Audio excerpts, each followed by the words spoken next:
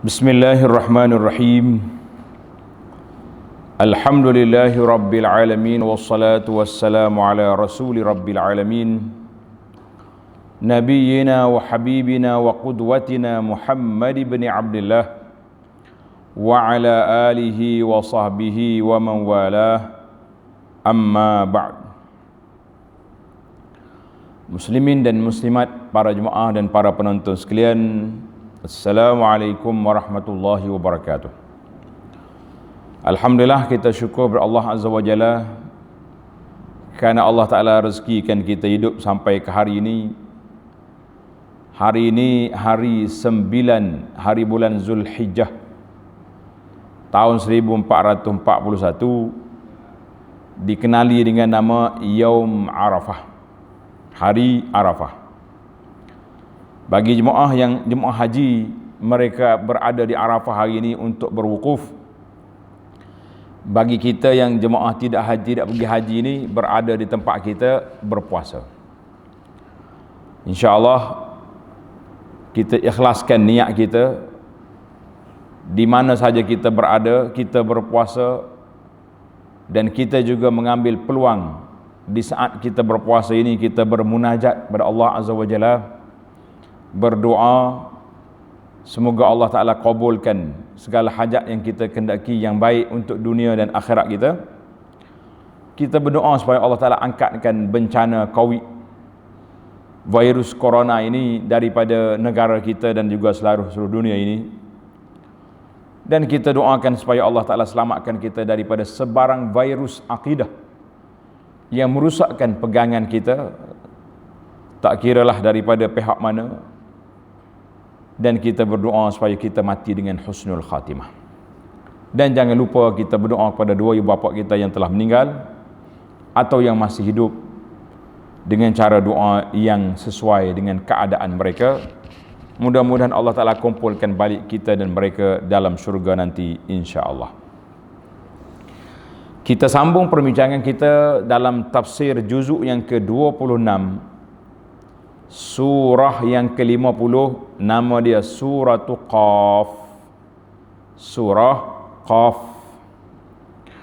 Bermula perbincangan kita dari ayat 22. Ayat 16. Kita mulakan perbincangan dalam siri ini bermula dari ayat yang ke-16, ya. Ayat 16. أعوذ بالله السميع العليم من الشيطان الرجيم ولقد خلقنا الإنسان ونعلم ما توسوس به نفسه ونحن أقرب إليه من حبل الوريد إذ يتلقى المتلقيان عن اليمين وعن الشمال قعيد ما يلفظ من قول إلا لديه رقيب عتيد وجاءت سكرة الموت بالحق وجاءت سكرة الموت بالحق وجاءت سكرة الموت بالحق ذلك ما كنت منه تحيد ونفخ في الصور ذلك يوم الوعيد وجاءت كل نفس معها سائق وشهيد. Balik semula kepada terjemahan ayat. Ayat ini iaitulah ayat menceritakan kepada kita tentang kehidupan kita. Kita dengan Allah Ta'ala itu dekat. Kita dengan kematian juga dekat. Dan setiap pergerakan kita ada pemerhati Yang terutama sekali, kita di bawah muraqabatillah, di bawah kawalan pemerhatian Allah Azza wa Jalla. Kemudian Allah lantik juga para malaikat yang mengawal kita. Inilah ayat motivasi keimanan yang besar.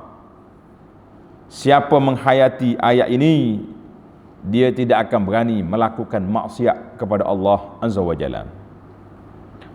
Orang yang lupa, dia akan langgar. Allah Ta'ala sebut dalam ayat 16, وَلَقَدْ خَلَقْنَا الْإِنسَانَ وَنَعْلَمُ مَا تُوَسْوِسُ بِهِ نَفْسُهُ. Dan demi sesungguhnya kami telah menciptakan manusia, dan kami sedia mengetahui apa yang dibisikkan oleh hatinya, sedang pengetahuan kami lebih dekat kepadanya daripada orak lehernya. Mana Allah Ta'ala kata, aku tahumu ni, aku lebih dekat daripada kamu daripada orak leher. Artinya ilmu Allah Subhanahu Wa Ta'ala itu dengan kita sangat rapat, meliputi segala perkara. Allah Ta'ala tahu segala benda. Tengok nota di bawah ayat ini, dan dua ayat yang berikutnya mengingatkan tiap-tiap seorang manusia bahawa ia adalah ciptaan Allah, dan segala gerak-geri serta tutur katanya selain daripada sentiasa diketahui oleh Allah, ianya juga ditulis pula oleh para malaikat sebagai bahan bukti di hari didedahkan segala rahsia pada hari perbicaraan, ketika kita berdiri yauma yaqumun nasu li rabbil alamin, pada hari manusia berdiri di hadapan Allah pada hari kiamat. Maka Allah Subhanahu Wa Ta'ala cerita kepada kita tentang kejadian manusia. Ayat ini sambungan daripada yang ayat-ayat yang sebelum ni, iaitulah kita ni manusia, kita kena tengok sebagai dalil bukti kekuasaan Allah Azza wa Jalla. Kita dah bincang ada 4 bukti yang Allah Ta'ala bawa, dalil akli yang kita kena fikir tentang keesaan Allah Azza wa Jalla.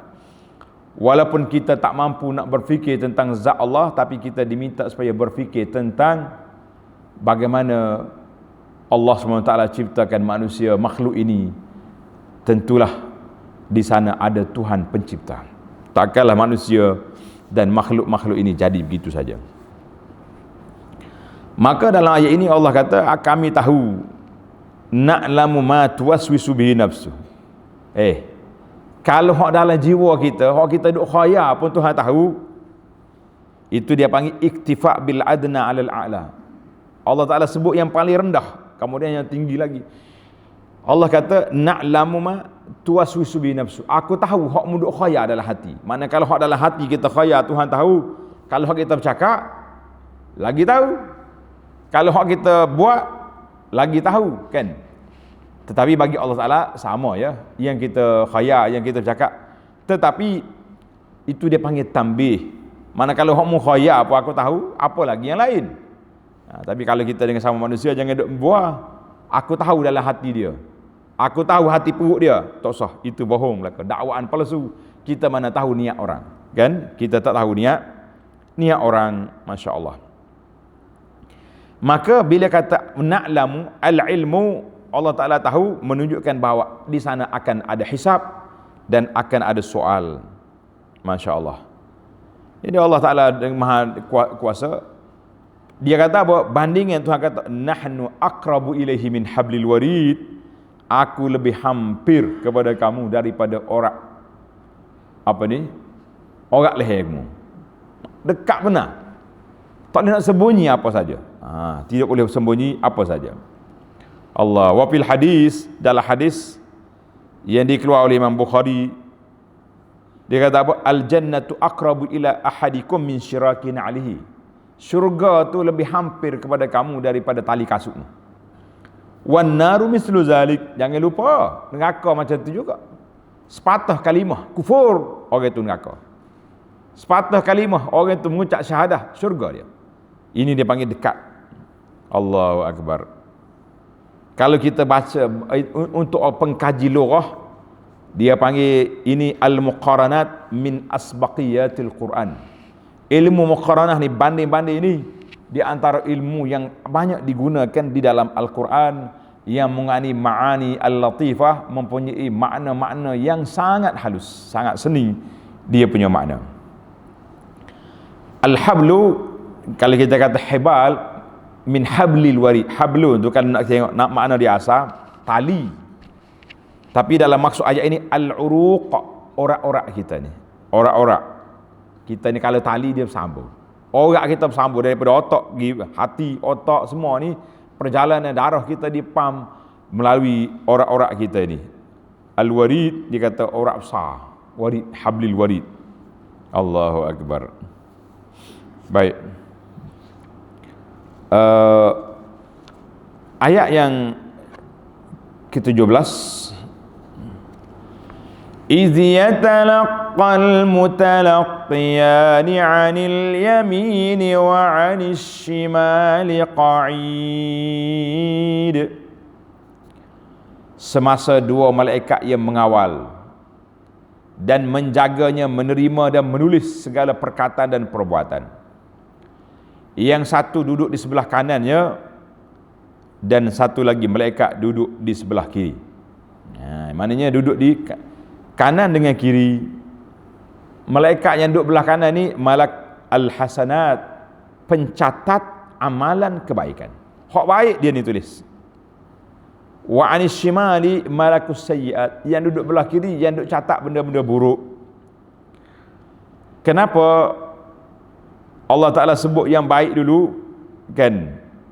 Sebab orang baik ni pemegang amanah yang besar. Hak ni kita nak suruh catat je, tak usah duduk banyak-banyak lah, tulis je. Lepas tu ada riwayat kata malaikat ni, dia sebelum dia tulis keburukan orang tebak, dia tunggu sekejap. Orang ni taubat ke tidak? Kalau dia buat, lepas tu dia taubat balik, mungkin dia cancel. Tapi kita kena ingat, hak yang tulis dalam lauhil mahfuz itu, semua benda hak buat menyawa apa tulis, itu lain. Ini pencatat amalan. Masya Allah, tabarakallah. Ayat yang ke-17 ini memperingatkan kita, tazkir, supaya mu jangan duk buat benda-benda pelik, nyanyi ke malaikat, duk tulis benda yang tak ada faedah. Baiklah kita buat benda baik, biar malaikat tulis perkara yang berfaedah untuk kita. Itu dia panggil yang bermanfaat, yang bermanfaat. Ayat yang ke-18 ini ayat besar. Kalau boleh tuan-tuan dan puan-puan ambil ayat ini, kita tulis dengan terjemahan dia, pergi carilah kedai-kedai grafik apa ni, kaligrafi apa ni, khat, ataupun tulis dengan komputer, kita tulis ayat. Lepas tu tulis terjemahan, letak di pejabat kita, letak di rumah kita. Setiap masa kita baca, biar kita ingat. Baca ayat yang keempat ni. Ma yalfidhu min qawlin illa ladaihi raqibun atid. Tidak ada sebarang perkataan yang dilafazkan. Allah SWT guna sini perkataan, dia tak guna perbuatan. Sebab apa? Tengok Tuhan kata ma yalfizu min qaulin, tidak ada mana-mana perkataan kamu. Pasal itulah penterjemah letak dalam kurungan atau perbuatan yang dilakukannya. Illa ladaihi raqibun atid, melainkan ada di sisinya malaikat pengawas yang sentiasa sedia menerima dan menulisnya. Kerja malaikat raqib, atid, mana raqib tu pengawal kita yang sentiasa ada bersama kita. Allah dipanggil atid, raqib, atid. Raqib, atid maknanya malaikat penulis, pengawal yang sentiasa hadir bersama kita. Pasal itulah dia kata, adakah raqib dengan atid ni dua malaikat ataupun satu je? Satu malaikat, dua jawatan, dua kerja. Pengawal yang sentiasa hadir, tidak pernah cuti. Itu makna raqibun atid. Dia tak kata raqibun wa atid, lah. Dia kata raqibun atid. Nah, ada orang duduk bincang panjang sini ni. Siapa duduk balah dia kata, ada dua malaikat, satu raqib, satu atid. Ada ulama kata raqibun atid maknanya tugas dia. Raqib pengawal, atid yang hadir bersama kamu. Wallahu alam. Benda-benda ghaib ni kalau kita tidak ada nas, tak sedut kelahi banyak. Kan? Baik, yang kita naknya lataifut tafsir. Kesenian, kehalusan lafaz al-i'jaz yang dipilih oleh Allah Ta'ala. Kenapa Allah guna al-qaul ma yalfizu min qaulin? Tidak berlafaz satu qaul, dia tak kata satu perbuatan. Tanda situ. Lidzalika asrar, di sana terdapat beberapa rahsia. Ada rahsia kita. Yang pertama, al-qaulu asasul fi'li. Perkataan itu merupakan kepada asas kepada perbuatan. Biasanya orang ni dia akan cerita dulu apa dia nak buat. Saya ni berperancangan saya gini. Di mana dia punya blueprint, mana dia punya kharitah, mana dia punya khutah, maka kita akan buat. Itu dia panggil perbuatan itu.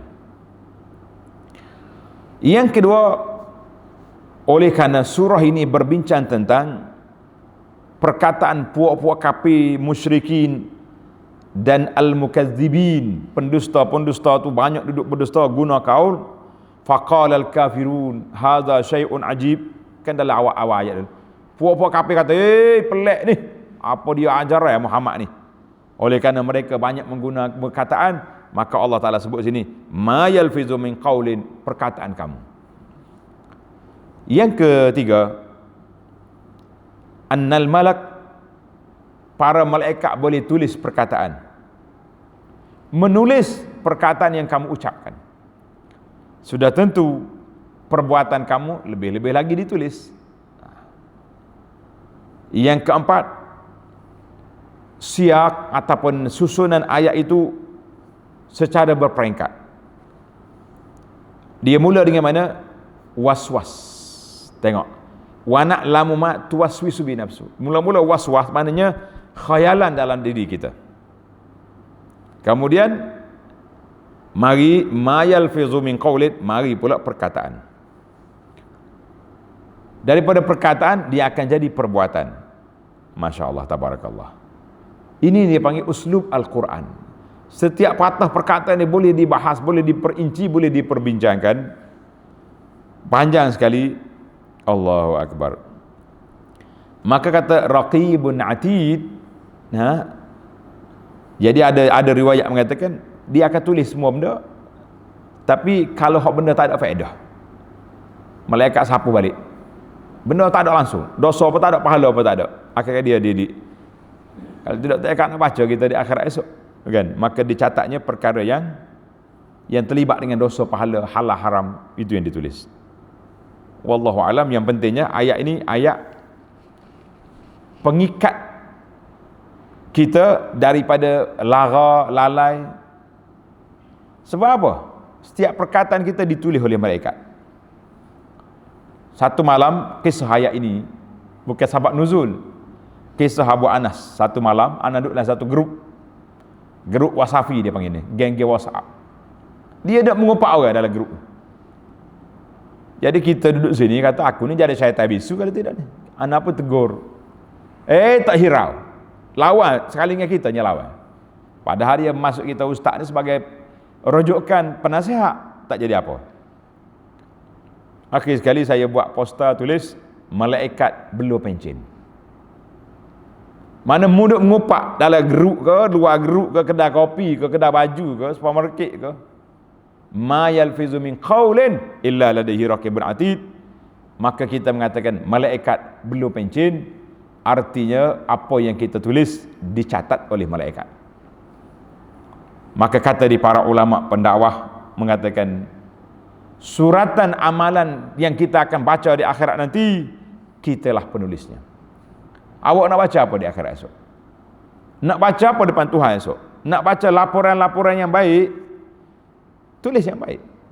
Daripada subuh tadi tahajud, solat witir, bangun sahur, solat subuh berjamaah, zikir pagi, dengar kuliah, lepas pada ni kita pergi cari rezeki atau pergi bantu orang susah.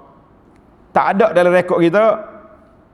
Bangun pagi duduk forward poster-poster fitnah yang dipangkah, duduk forward hadis-hadis pelesu tentang kelebihan tu kelebihan ni. Tak ada.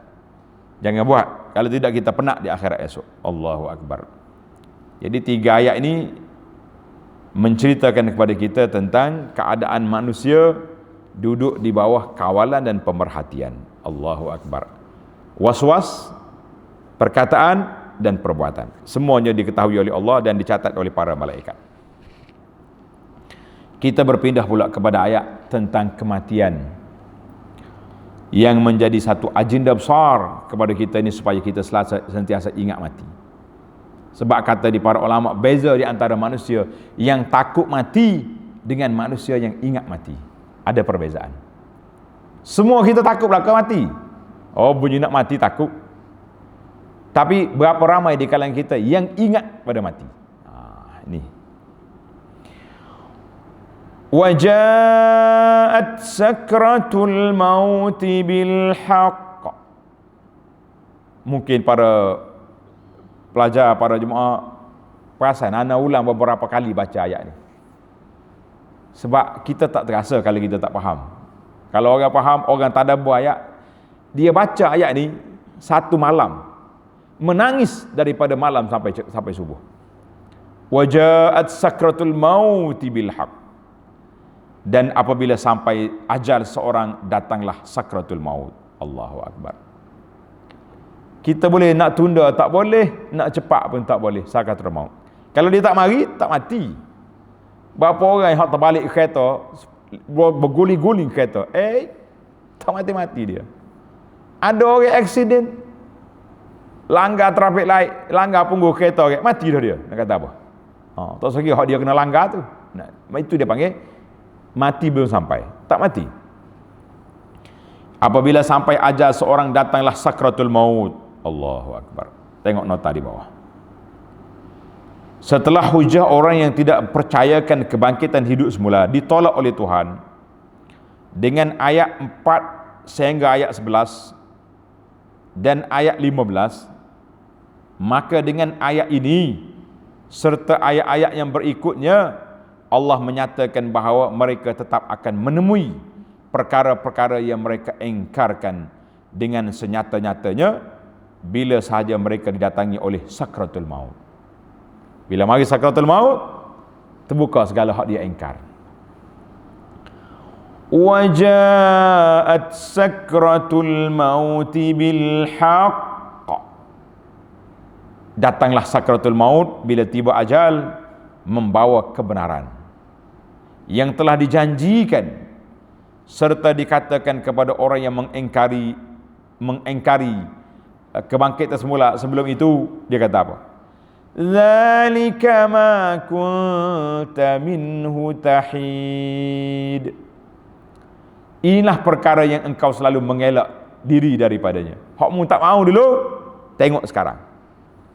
Dalam bahasa sunnah dipanggil sa'atul ihtidar, saat nazak. Bila orang ni nazak nak mati, Allah buka rahsia. Dia tengok di mana tempat duduk dia, syurga, neraka. La ilaha illallah. Allahumma khtim lana bi husnil khatimah. Ya Allah, mati kita dengan husnul khatimah. Tak nak lagi dah. Nak lagi tak boleh. Nak pergi tak boleh. Panggil doktor tak ada faedah. Saya kata malakul maut duduk tunggu cakap depan. Tapi dia nampak di mana tempat nak pergi dia. Allahu Akbar. Pada saat itu menyesal tak guna. Nak lari tak boleh, nak ke depan tak boleh, undur pun tak boleh. Allahu Akbar. Apa yang kita buat masa hidup, itulah yang kita terima ketika mati. Itu dia panggil saat sakrah. Sakrah ni makna hilang dah akal, tak apa nak warah dah ketika itu. Sebab mati itu menyebabkan orang jadi takut, jadi hilang dia punya pemikiran, tak nak kata apa dah. Kita tengok je lah apa yang akan terjadi. Allahu Akbar. Al-haq bil haqqi. Bila mari mati, nampaklah kebenaran. Apa dia kebenaran? Kita nak aku dulu silap tak ikut Nabi. Aku dulu tak silap tak ikut ustaz. Ini Quran, ini sunnah kan. Duduk ikut hak berzikir entah mari mana, masa berjumpa dalam hutan berzikir dalam gelap telanjang bogai contohnya. Dia mari masa tu nampak. Yang kafir nampaklah berhala, dia tak ada faedah dalam masa tu. Tapi apa nak buat? Ja'al haqq, telah datang kebenaran. Yang mereka engkar, yang mereka duduk serabut atas dunia dulu, sekarang ni terserlah. Allahu Akbar. Tapi tak boleh nak undur, nak taubat pun tak boleh, nak ke depan pun tak boleh. Masya-Allah, tabarakallah. Mana pada saat itu terbuk dalam hadis ni hadis di dalam Bukhari Muslim daripada hadis Aisyah. Nabi kata apa? Man ahabba liqa Allah, ahabballahu liqa'ah. Siapa dia suka nak bertemu Allah, Allah suka nak jumpa dia. Bila? Ni ketika nak mati. Aisyah tanya dia, ya Rasulullah, ya Nabi Allah, kita semua ni tak suka mati ni, nak hidup. Adakah kita ni termasuk orang tak mau jumpa Allah? Nabi kata, laisa kadzalik, bukan itu. Tapi orang mukmin bila nak mati, malaikat mari. Kan? Alladzina qalu rabbuna Allah, summa istaqamu, tatanazzalu alaihimul malaikah. Orang yang beriman dia istiqamah, malaikat turun. Duduk dekat dia. Wa abshiru bil jannati allati kuntum tu'adun. Terimalah khabar gembira dengan syurga yang dijanjikan. Tengok tu tempat dudukmu. Dia tengok, ya Allah, cepat-cepat dia nak mati. Kita sibuk cari doktor, orang ni nak mati sebab nak jumpa Allah. Itu maksud man ahabba liqa Allah. Siapa dia suka nak jumpa Allah. Tapi kalau dia tengok tempat duduk di neraka, dia tak mau mati. Bergelompor dia tak mau mati, maka dia tak mau jumpa Allah. Tuhan kata, aku pun tak nak jumpamu. Tapi apa boleh buat, malaikat maut sudah mari. Itu maksud ayat. Allahu Akbar. Nabi SAW ketika nak wafat, Nabi kata, innalil mauti sakarat. Mati ni ada sakarat. Sakarat ni ada, ialah susah tu, ada sakarat. Hadis ini juga dalam Bukhari daripada Sayyidah Aisyah radhiyallahu anhu, wa yamsah al-'ar an jabinihi, ketika itu Nabi kita sapu peluh di dahi dia. Allahu Akbar. Dan dia letak kain khamisah ala wajhi, tutup muka dia. Itu dia panggil sakarat. Keadaan yang cukup gawat. Allahu Akbar. Bila Sayyidah Fatimah tengok ayah dia panas, demam, yang begitu sakitnya begitu kuat, Fatimah kata, wah karba abah, weh ayahku sakit. Sedih Fatimah. Qala laha, kata Nabi SAW, ya Fatimah, laisa ala abiki karbun ba'dal yaum. Kamu jangan bimbang, lepas pada hari ini ayah kamu tak sakit lagi. Allahu Akbar. Sebab apa? Nabi akan wafat pada saat itu. Boleh dia bercakap. Allahu Akbar. Jadi bagi orang mukmin, dia akan terima khabar gembira ketika dia nak mati. Ketika itu hilanglah rasa takut, rasa duka cita, sebab dia sudah nampak tempat duduk dia dalam syurga. Dia tahulah dia akan pergi di tempat yang baik daripada duduk atas dunia ni susah. Hai, aku mati. Allahu Akbar. Mana bagi orang mukmin ada sakaratul maut, tapi tidaklah seperti orang duk cerita sakit-sakit yang pelik-pelik, kena sentak ke malaikat, sebagaimana dicerita oleh sebahagian pencerita-pencerita yang ambil maklumat entah di mana dalam buku-buku. Kita kata jangan. Tapi bagi orang kafir, naam. Orang kafir bila tengok tempat neraka tak mau keluar, maka malaikat sentak dia punya nyawa pada ketika itu, sebagaimana yang telah kita cerita dalam rihlah ke alam akhirat dalam siri-siri yang lepas. Malaikat sentak, ditariknya nyawa orang kafir ini seperti orang tarik pencakup besi daripada guni kapas. Macam mana lekat? Allah nas'alullah as-salamata wal afiyah. Kita minta selamat dengan Allah. Kemudian kita berpindah kepada ayat 20. Panjang lagi ayat ini. Saya syorkan kepada para jemaah, tengok balik rakaman-rakaman yang telah anda buat musim PKP ini. Tajuk dia Rihlah ke Alam Akhirat. Allah, ayat kita tu menarik sebab kita bawa daripada kita nak mati lagi sampai kepada syurga, insya-Allah. Wa nufikha fis sur. Dzalika yaumul wa'id.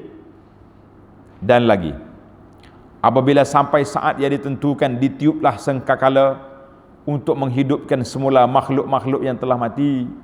Saat itu ialah hari berlakunya amaran yang telah diberikan, yaumul wa'id. Jadi tadi di atas dunia, sekarang ini kita sudah sampai ke akhirat. Allahu Akbar. Allah kata, aku janji dulu mu tak dengar kata dia. Sekarang ni jumpa lah. Cerita Israfil, tiup seronai sangkakala ni, tuan-tuan boleh tengok dalam tafsir kita kepada juzuk yang ke-30 dan sebelumnya itu. Hari ini hari yang telah dijanjikan. Waja'at kullu nafsim ma'aha sa'iqun wa syahid. Dan setelah itu datanglah tiap-tiap orang ke padang mahsyar disertai dua malaikat. Setiap orang itu di mahsyar dua malaikat, yang satu menjadi pembawa, apa dia pembawa? Sa'iq, pemandu dia. Mau nak gimana kau ni? Dan satu lagi malaikat menjadi saksi. Allahu Akbar. Satu malaikat pemandu, satu malaikat lagi menjadi saksi. Allahu Akbar. Itu dia kata manusia bila bangkit di akhirat esok, itulah keadaan dia. Allah kata apa? Tengok ayat 22. Laqad kunta fi ghaflatin min hadha fakashafna 'anka ghita'aka fabasaruka al-yawma hadid. Allahu Akbar. Tuhan kata, serta dikatakan kepadanya, demi sesungguhnya, manusia, siapa di akhirat ni? Demi sesungguhnya engkau di dunia dahulu berada dalam keadaan lalai akan perkara hari ini. Mu tak ingat ni akhirat ni. Maka kami hapuskan kelalaian yang menyelubungimu itu, lalu pandanganmu pada hari ini menjadi tajam. Fabasarukal yauma hadid. Pandanganmu hari ini menjadi tajam, yakni dapat menyaksikan dengan jelasnya perkara-perkara hari akhirat. Waktu atas dunia dulu, mata kita diselubungi oleh cinta dunia, cintakan tu, cinta pangkat, cinta kedudukan, terlupa kita ke akhirat. Bila sampai di akhirat esok, Allah Ta'ala buka mata kita dia boleh nampak semua apa yang dia buat dulu. Masya Allah, tabarakallah. Atas dunia ni mu tak nampak ni, sekarang ni sudah nampak. Tapi ada faedah? Tidak ada faedah. Allahu Akbar. Wa qala qarinuhu hadza ma ladayya atid. Dan berkatalah malaikat yang sentiasa ada bersamanya. Dia panggil qarin. Qarin itu maknanya teman rapat kita. Siapa dia? Malaikat. Yakni malaikat yang ditugaskan mencatat segala perkataan dan perbuatannya. Itu dia panggil qarin. Qarin manusia ni ada berapa? Berapa kita ada qarin? Allah Ta'ala sebut dalam Quran, al-qarin itu dzukira fi surah, dalam surah ini marratain. Maka para ulama katakan manusia itu ada dua qarin, satu malaikat, satu lagi syaitan. Malaikat dengan syaitan ni berebut. Bangun, tahajud. Hak syaitan pula tidur, lambat lagi. Pasal tu kita kau cijai 3 kali. Tak, lepas pukul 5 pun tutup, 5:30 tutup pula. Tak jadi apa, sebabnya bisik di hak seekor lagi tu. Kalau hak malaikat bisik, kita ingat, serta dengan kekuatan jiwa, kita akan lompat bangun.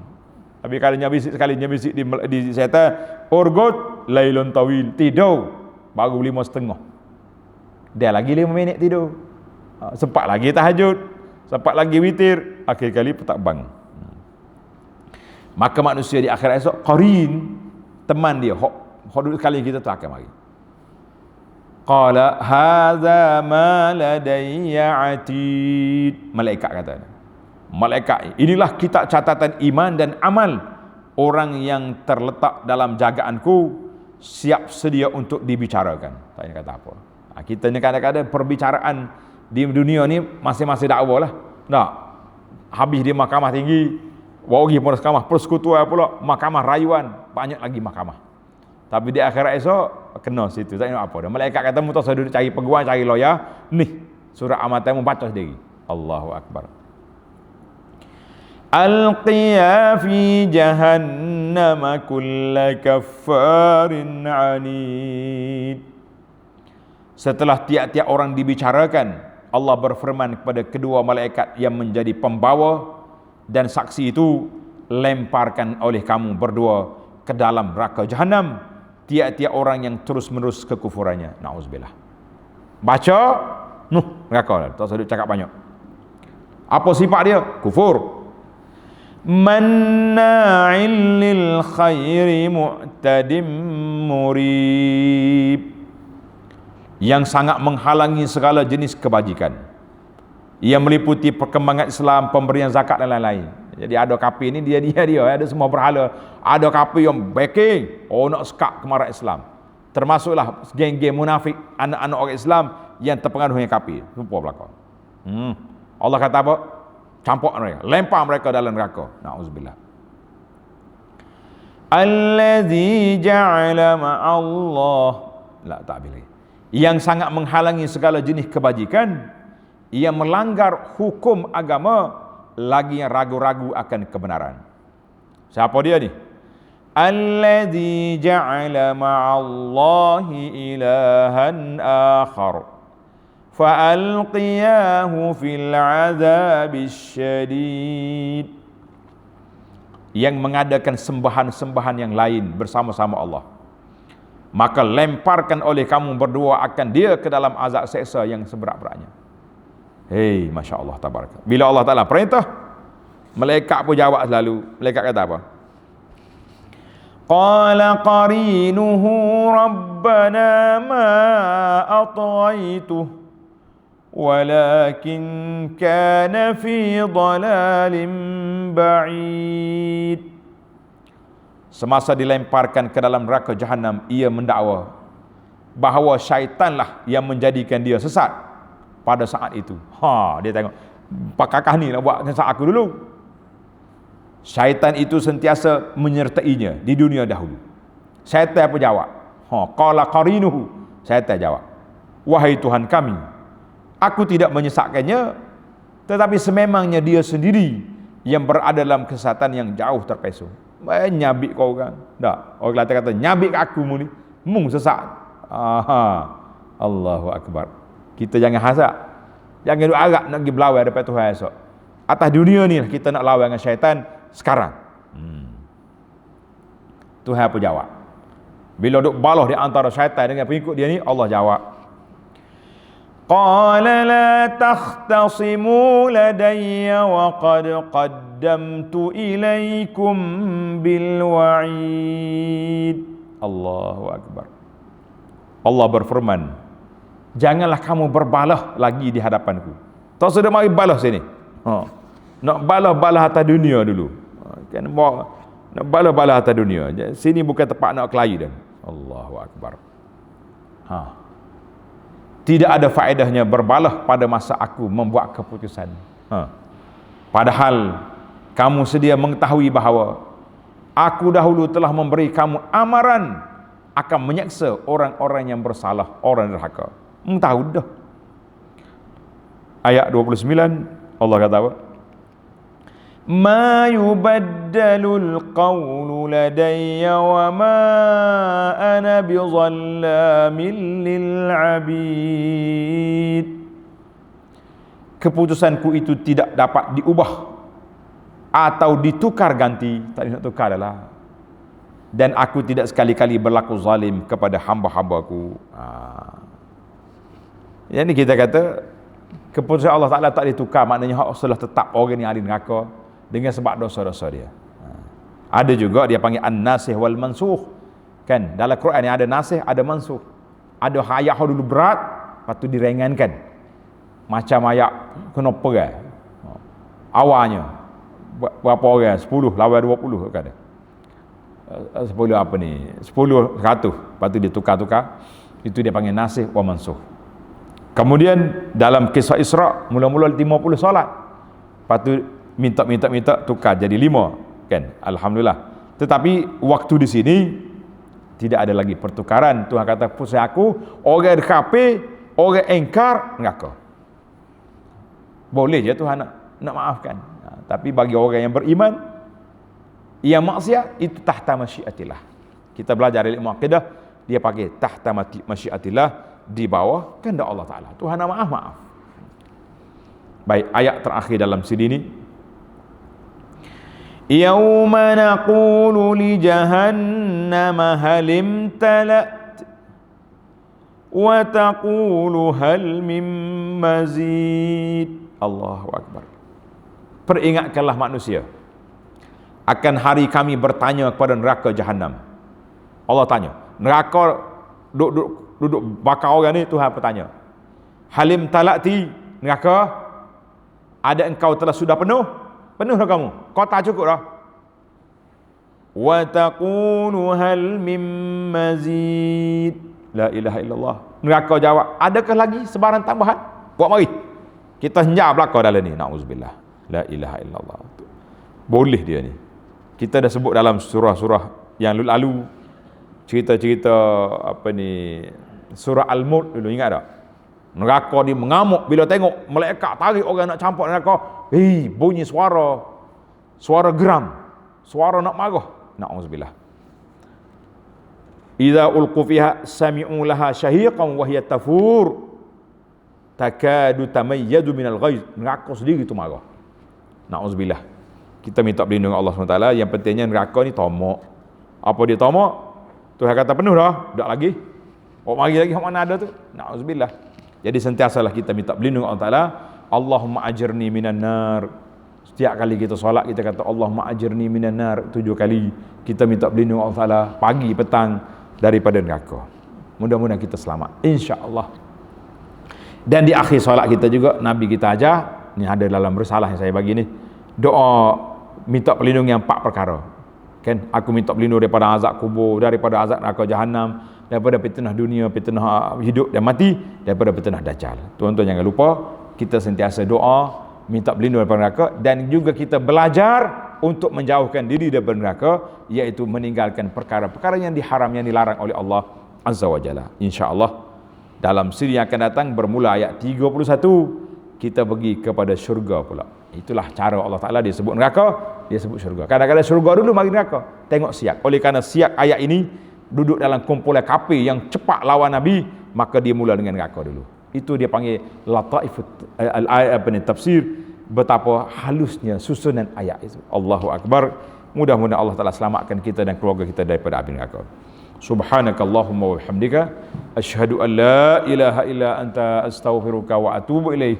Wa sallallahu ala nabiyyina Muhammad wa ala alihi wa sahbihi ajma'in walhamdulillahi rabbil alamin. Wassalamu alaikum warahmatullahi wabarakatuh.